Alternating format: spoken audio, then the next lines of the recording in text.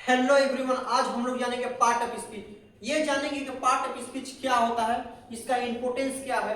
ये 10th class, 11th class और 12th class के लिए बहुत ज्यादा इंपोर्टेंट होता है।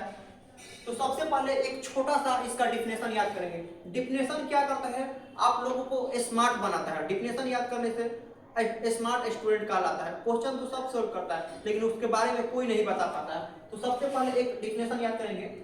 Parts of a speech are the different types of words that we use to for sentences correctly।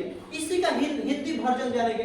Parts of speech वे शब्दों के प्रकार है जिनकी मदद से हम सही और अर्थपूर्ण वाक्य बनाते हैं। ये आपको डिफिनेशन है कि याद रखना है। इसी को हम इसी तरीका से डिफिनेशन बताते जा रहे हैं।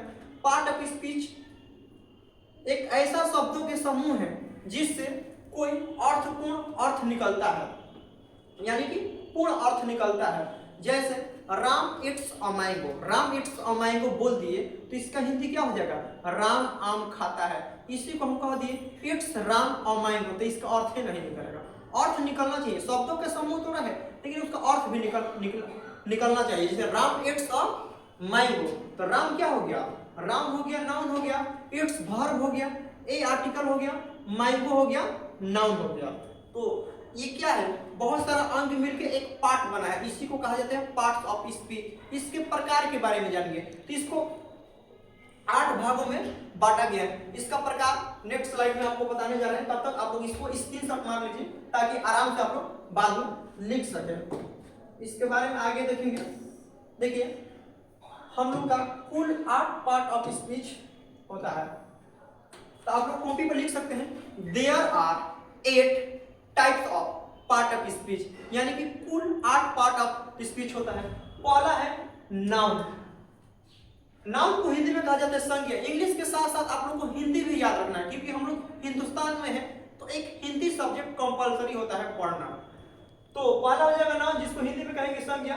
दूसरा हो जाएगा प्रोनाउन, इसी को हिंदी में सर्वनाम के नाम से जाना जाता है। तीसरा है वर्ब, इसको हिंदी में क्या कहेंगे, क्रिया कहेंगे।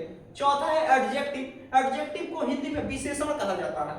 पांचवा है एडवर्ब, एडवर्ब को हिंदी में क्रिया विशेषण कहा जाता है। 6 नंबर है प्रीपोजिशन, प्रीपोजिशन को हिंदी में कहा जाता है पूर्ण सर्ग।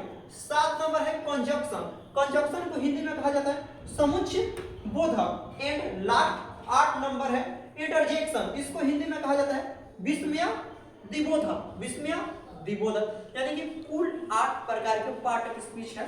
आप इसको भी एक स्क्रीनशॉट मार लीजिए। नेक्स्ट वीडियो में आपको बताया जाएगा नाउन के बारे में फुल डिटेल्स। आपको एकदम स्मार्ट नोट्स की तरीके से बताया जाएगा ताकि आप लोग कॉपी में एक पेज में याद रख सके। फिर